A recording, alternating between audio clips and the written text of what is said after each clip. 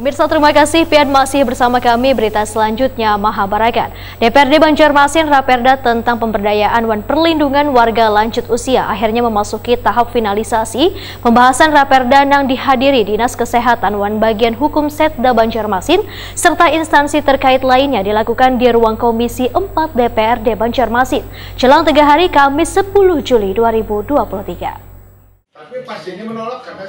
Panitia khusus DPRD Banjarmasin Raperda tentang pemberdayaan dan perlindungan warga lanjut usia akhirnya memasuki tahap finalisasi. Pembahasan Raperda yang dihadiri Dinas Kesehatan wan Bagian Hukum Setda Banjarmasin serta instansi terkait lainnya dilakukan di ruang Komisi 4 DPRD Banjarmasin jelang tengah hari Kamis 10 Juli 2023.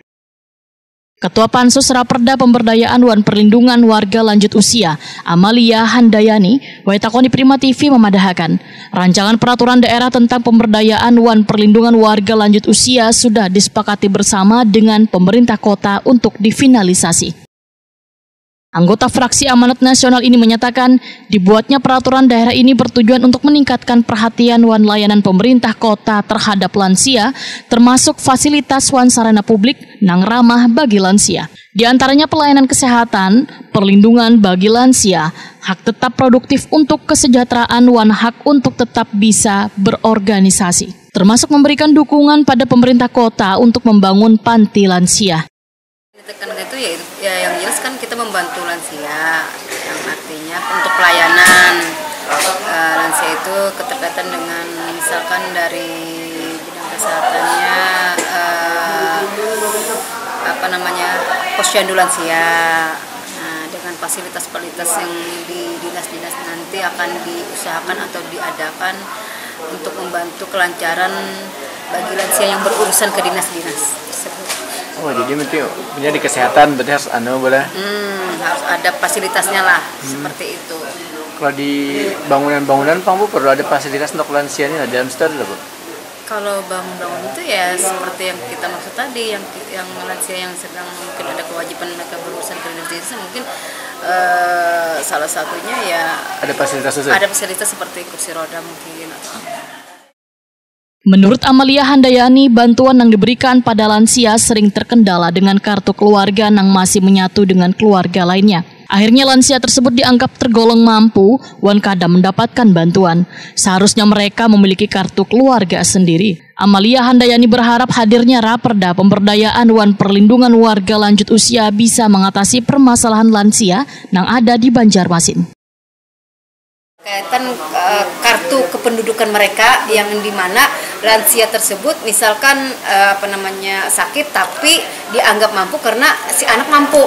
Di kartu keluarga diikut sertakan, sebenarnya kartu keluarga itu tidak harus dipisah, artinya harus personal sendiri.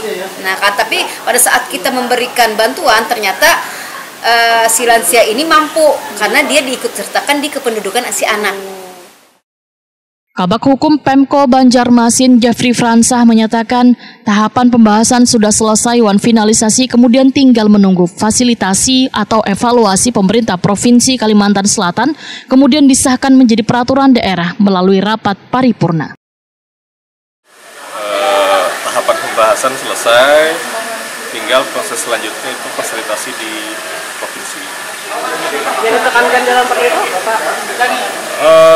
Itu sebetulnya perda yang mengamanahkan kewajiban Pemda terhadap perlindungan lanjut usia. Karena perlindungan lanjut usia ini kan ada banyak sektor. Satu misalnya transportasi, berarti kemudahan transportasi bagaimana strateginya. Kemudian terkait dengan aksesibilitas bangunan pelayanan publik, berarti dari persyaratan bangunan itu harus menyiapkan akses yang nyaman untuk lanjut usia dan banyak hal, sampai perlindungan hukum, macam-macam. Ada beberapa indikator yang menjadi acuannya itu ada di Permensos, ada acuannya. Jadi kita coba penuhi. Berarti kalau ini nanti disahkan, berarti semua gedung-gedung itu harus ramah lansia? Harusnya seperti disabilitas kan menjadi kewajiban. Yeah. Nah sebetulnya ini seperti merangkum, karena di aturan sektoral sendiri, misal aturan yang KPU-an yang terkait dengan bangunan, di aturan sektoralnya sendiri sudah mensyaratkan aksesibilitas itu. Sama transportasi pun masih ada ketentuan seperti itu. Nah ini merangkum Artinya Pemda dengan perda ini menindaklanjuti amanah-amanah dari aturan sektoral tadi.